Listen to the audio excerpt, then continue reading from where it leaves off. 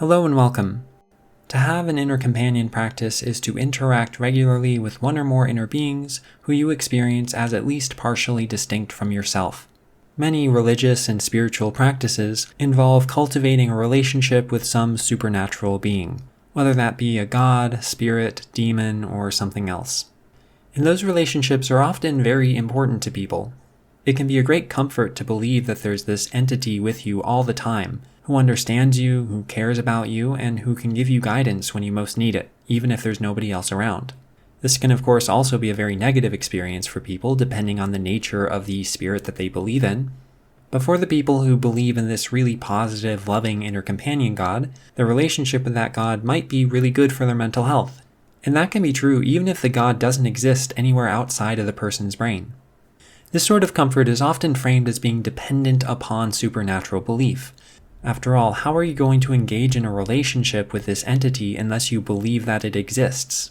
And for this reason, there's a common perception that these sorts of meaningful inner relationships are unavailable to skeptics, at least ones who stick with their principles. While there are certainly plenty of secular spiritual practices, they tend not to focus on interaction with any sort of being, but more so on things like mindfulness, ways of training or directing your attention in order to alter your consciousness. But I'm not convinced that religious people have any intrinsic advantage over atheists when it comes to these internal companions. They have the advantage of community, certainly. They can join a faith group that socially reinforces their relationship with God. But simply engaging in an inner companion practice does not require that you accept any particular claim about the ontological status of that inner companion. Just like how kids can have fun with an imaginary friend without believing that they are externally real, adults can engage in spiritual practices involving inner beings without believing that those inner beings are supernatural in character. And indeed, there are quite a few communities, especially nowadays online, engaging in secular inner companion practices. Personally, I've been engaging in a syncretic blend of these practices for around 7 years now. I recorded some videos about this when I was first starting out, and this will be the first in a series of videos where I share my updated perspective.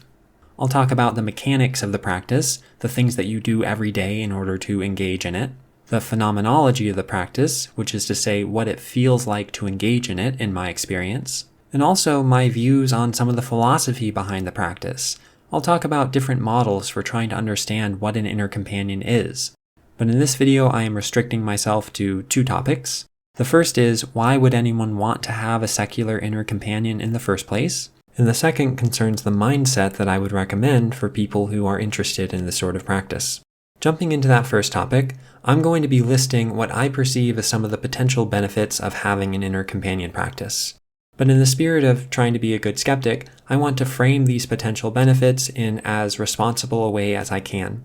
I started this practice in a time where I was very isolated and I felt very alone. First and foremost, that isolation was external. I wasn't interacting very much with friends or family, and that was having a pretty significant impact on my mental health. But another aspect of that isolation was that I also felt lonely on the inside. It was sort of an existential loneliness, and I remember it starting around the time that I stopped believing in a personal God. I no longer believed that there is anyone out there watching my inner experiences, someone who I could pray to every night and feel like I was being heard. Having an inner companion practice helped me quite a bit with that inner isolation. I was still a social creature, and so I still suffered from my external isolation, not getting enough substantial social interaction with other humans. But having this contact with an inner companion who felt at least partially separate from myself did help a lot with the inner isolation. I didn't feel deeply alone on the inside like I did before, and that was, if anything, even more comforting than my belief in God had been, because the God that I believed in was a very morally complicated one. I sometimes feared that the God would judge me for things that didn't actually cause anyone harm. Another advantage of this practice was one that I didn't really recognize until many years later, and it's that the inner relationship that gets developed in these practices can serve as a model for external relationships. A lot of my inner companion practice took the form of inner dialogue, and that allowed me to get a lot of practice both articulating my feelings and also learning to be a better listener. Attentive, non-judgmental listening is a foundational skill for making inner dialogue richer and more vivid. And in the process of learning to discern between my own thoughts and feelings and those of my inner companion, I became more attentive to aspects of my inner life that previously I had mostly ignored. A common perception of inner companion practices is that they constitute a form of escapism, that it's a way of retreating from the real problems one might be facing in the external world, and seeking a comfort within one's imagination that won't actually fix anything, and could even make things worse by taking up time and energy that could be spent doing things like going to therapy, exercising, or engaging in various hobbies and activities that might connect one with a supportive community. I think that escapism is a valid thing to be concerned about, not just for inner companion practices, but in fact for any spiritual or contemplative practice. Even a very simple practice, like focusing on one's breath, can easily become a form of escapism if it's taken to an extreme. And because inner companion practices can provide some measure of relief for isolation without putting one in social contact with other humans, I would argue that these practices are especially well suited for escapism. And for that reason, I encourage anyone engaging in an inner companion practice to regularly evaluate the impact that the practice is having on their life. Is it having an isolating effect? Is it enriching their connection to the world? Or is it not having that big of an impact either way? One potential advantage of inner companion practices in this regard is that they can help you to experience the outer world from a different perspective, namely that of your inner companion. For me, I would say those have been some of the most powerful and impactful experiences I've had. Early on, when I first started having the experience of presence, feeling like my inner companion was sharing and attending to my physical senses, my experience of the world felt strikingly fresh, as though I was seeing it again for the first time. And even some relatively mundane experiences, like standing in some gentle rain, feeling the breeze on my skin, or even just looking at some trees, felt so profound, almost sacred, that they would bring me to tears. And this was at a time in my life where I was fairly anhedonic. I did not feel good very much of the time. And so to suddenly experience the world as though through the eyes of this other being, with such palpable joy, awe, and curiosity at the rich texture of human experience. As cliché as it sounds, it reminded me of how beautiful the world can be. And I knew that I had to report on that experience, not because I knew that other people could feel what I felt, but rather because I didn't know and I wanted to find out. In the intervening years, I've encountered some people who describe their experiences in a similar way. But secular inner companion practices have not yet been subject to very much scientific study. And so if you have doubts about the positive effects that I'm describing in this video, I think that is completely reasonable. While I can tell you that I'm not consciously lying, I'm attempting to represent my experiences as accurately as I can, it's possible that I'm mistaken. And even if I'm representing my own experiences accurately, that doesn't necessarily mean that engaging in the practices I describe will produce the same effect for others.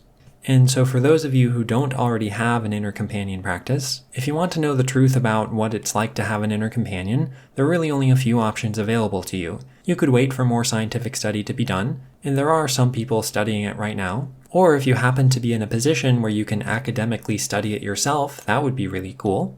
But probably for most people watching, the best way for you to actually investigate the claims I'm making would be to use the laboratory of your own mind, trying out an inner companion practice that suits you and seeing what experiences you have as a result. This is actually the next item in my list of potential benefits. I think that inner companion practices can allow you to investigate certain aspects of the mind in a way that's difficult to do without an inner companion.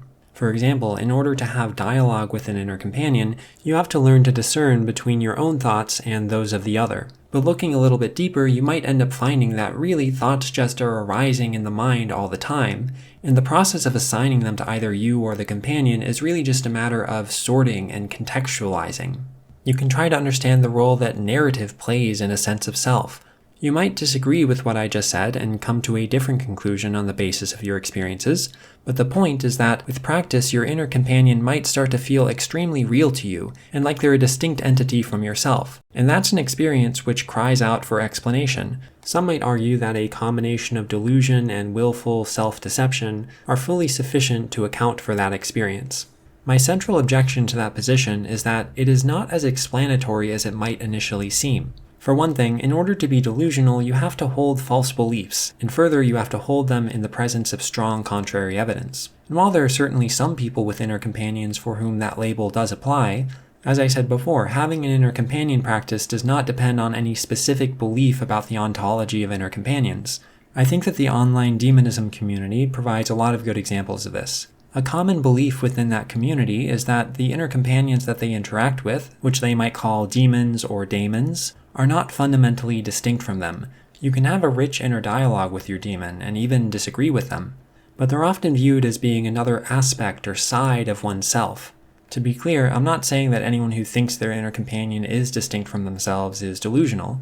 I'm saying that delusion is not sufficient to explain the experiences that people have with inner companions, because you can have those experiences without believing in anything extraordinary whatsoever.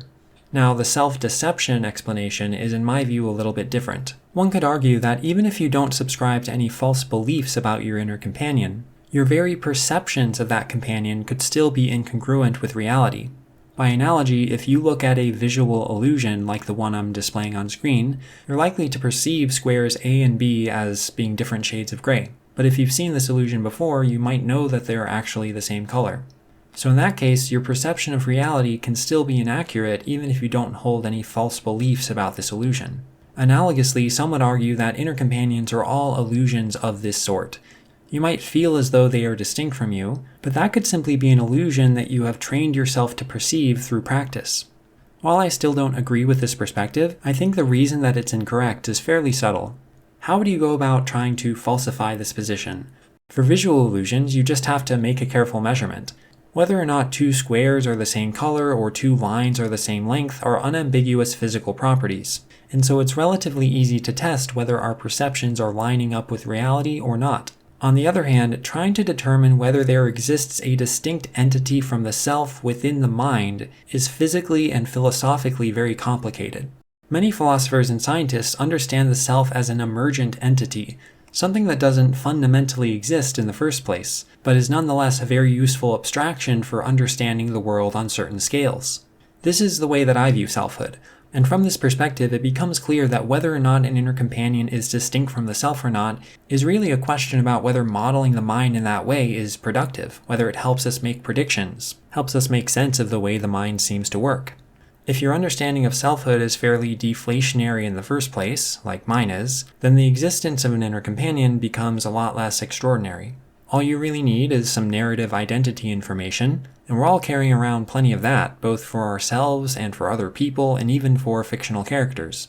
And then you just need habituated patterns of thinking from the perspective of that entity, and with practice that habituated stream of thought becomes more adept at referring to other mental contents. Now you could frame that in a way that makes it sound very extraordinary. It's like your inner companion is becoming self-aware.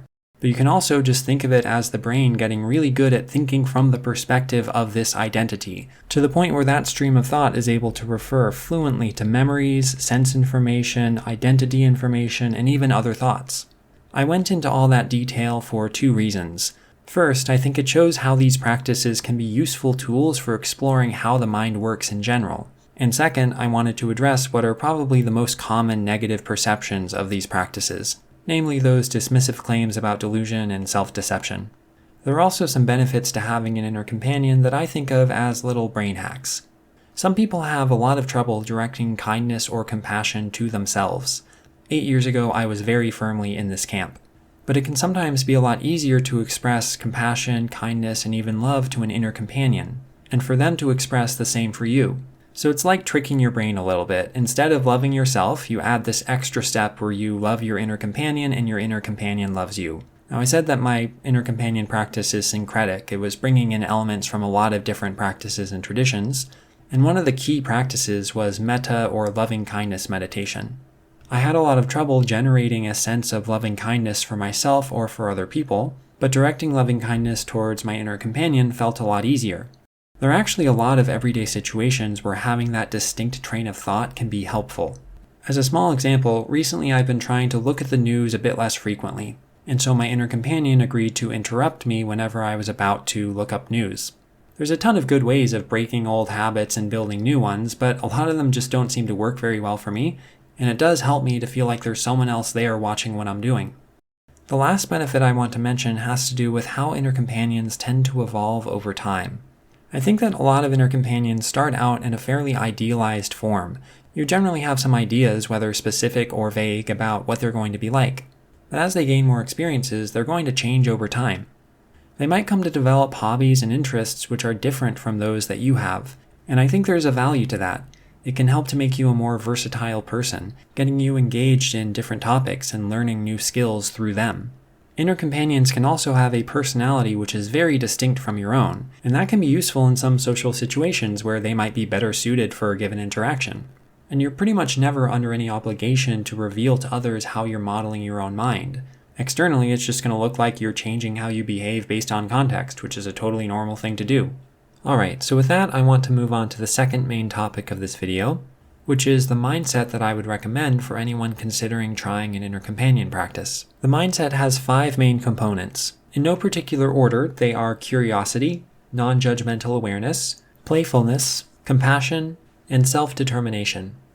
I view curiosity as an attitudinal foundation for skepticism. Being curious about the world drives us to try to understand it and not to accept explanations which are lacking.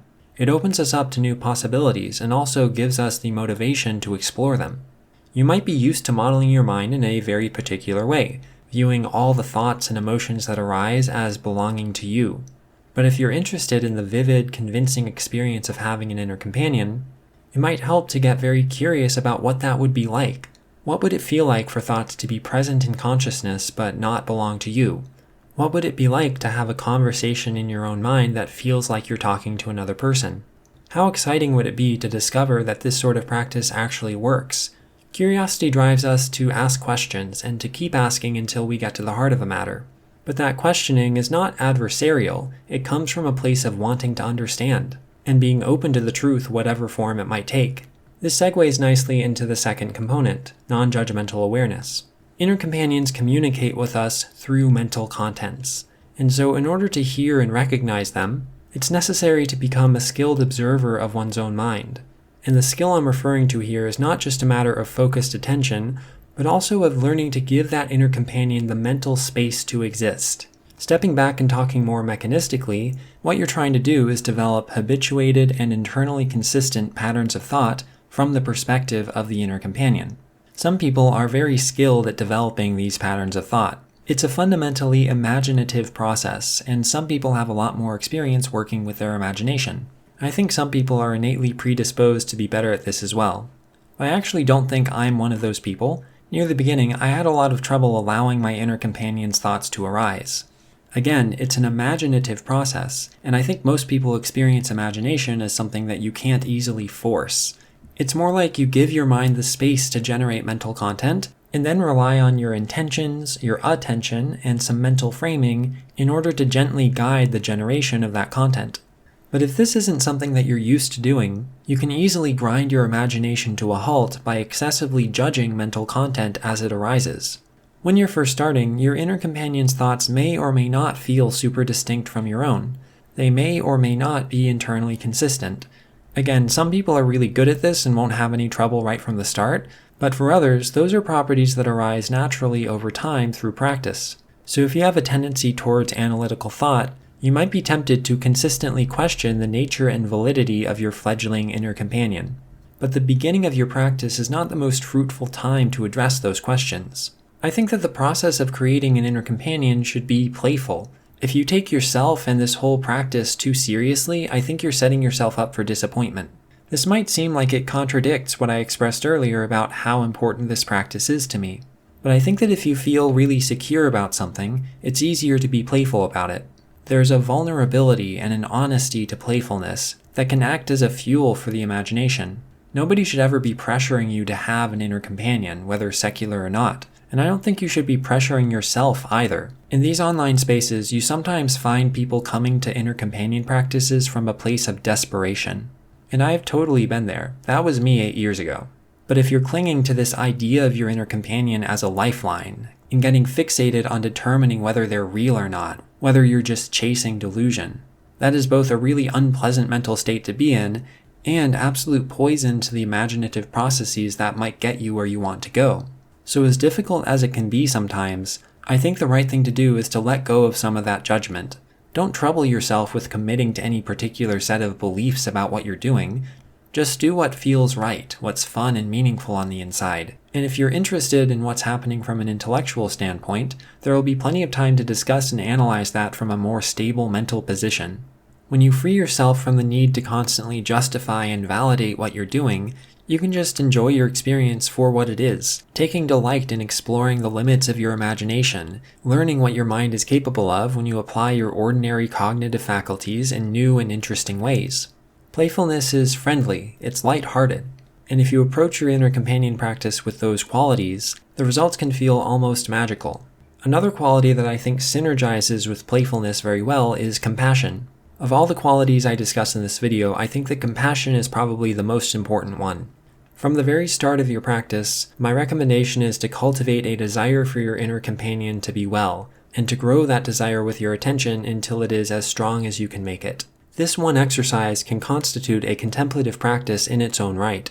Now, if you eventually come to the conclusion that your inner companion was really just you all along, then you've spent a lot of time and energy developing compassion for yourself, and that's not such a bad thing. But on the other hand, to whatever extent your inner companion does exist as a distinct entity from you, they deserve to be treated with compassion, dignity, and respect. But even setting aside any moral component, just feeling and directing that compassion can be a really beautiful experience. Loving kindness is a firm foundation on which you can safely build your relationship with your inner companion.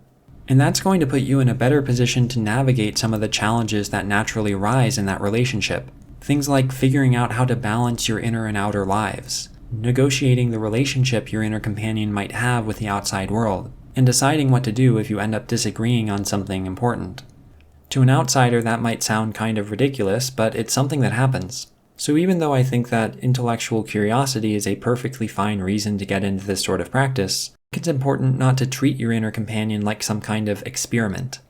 I'm not saying that you have to subscribe to any specific belief about their existence, just that you should err on the side of compassion and treat them like a person. More specifically, a person who you care about and want to be happy. To have genuine compassion for them is to wish them well irrespective of their true nature, to accept them however they are, even as you remain curious about what they might be. And once again, I think that developing this compassionate attitude towards your inner companion can make it easier to feel that compassion for yourself and for other beings. The last mindset component that I decided on is self-determination. By this, I mean that you should avoid letting the judgments of others dictate how you model and interact with your own mind. Right now, having a non-religious inner companion beyond childhood is going to be perceived as fairly socially deviant by a significant proportion of the population. For a lot of people, the only frames of reference that they'll have for these kinds of experiences will be from childhood imaginary friends, role-play practices, or psychopathology. And just from an intellectual perspective, I think that those first two are actually a decent place to start. The phenomena of having an imaginary friend, engaging in role-play practices, and having what I call an inner companion practice probably have quite a few cognitive mechanisms in common, and it might be useful to model them as existing at different points on some underlying psychological continuum. But because of the stigma against adults having imaginary friends, that comparison will often be used in a way that's insulting or dismissive. I would guess that most of that stigma just comes from a place of unfamiliarity and lack of understanding. An adult having an inner companion without some accompanying supernatural beliefs just seems weird, and some people are going to respond to that with cringe. But I think there's sometimes a deeper reason for that response as well. The idea that there could be agentic forces operating within your mind but outside of your control can be very disturbing. A unitary model of selfhood is very deeply entrenched in dominant culture. That's the idea that each person is a singular, unified being whose identity persists through time. And the existence of humans who do not model themselves in that way constitute a potential counterexample to the notion that unitary selfhood is the only healthy, functional option. If you accept that humans don't need to have a unitary model of self, and further that you can voluntarily change your identity model through practice, then even if you don't engage in those practices yourself, you still have to confront the contingency of your own model. Perhaps if you were raised in a different culture, you wouldn't have a unitary sense of self, and you could even modify that self-model by choice. I think this is how the mere presence of certain types of diversity can be experienced by people with rigid identity beliefs as destabilizing or even dangerous. An aspect of your identity that you previously experienced as fixed and natural suddenly feels like a choice that you have to justify and maintain with effort. In the context of gender politics, I think this is why conservative men are so often fixated on making sure that all males conform to masculine gender norms. I think this is also why religious pluralism is so threatening to regressive religions. If your identity becomes an option among alternatives rather than an unexamined default, it can feel like the standing of your identity has been diminished, even without any actual change to your safety or freedom. I am, of course, far from the first person to observe this, and I mention it here only as a reminder that self-determination is an intrinsically political act. Whenever you question or seek to move away from aspects of your identity which were assigned to you as a default, you extricate yourself from the chains of tradition. That isn't to say that all traditions and pre-existing cultural structure should be discarded. Some structures are assuredly there for very good reasons. Rather, self-determination allows us to consider alternatives and evaluate them on the basis of reason, experimentation, discussion with other people, and most fundamentally, our moral values. And in those instances where the path we choose differs from the one society set out for us, sharing that act of self-determination with the world makes it easier for other people to exert that agency as well. It can make them aware of an option that might otherwise have been invisible to them. So if you decide to give all this inner companion stuff a try to be mindful of the internalized judgments you might be harboring. Endeavor not to let the weight of societal judgment keep you on the defensive in the privacy of your own mind. Once again, you don't have to justify your internal model of yourself to anyone. Do what works for you, and feel free to experiment to see what feels right. That concludes the first part of this series. In the next video, I'll describe the mechanics of inner companion practices. That is, the concrete techniques that you engage in order to develop an inner companion, as well as the experiences you might expect to have if you employ those techniques. Thanks for watching, and I hope to talk to you again soon.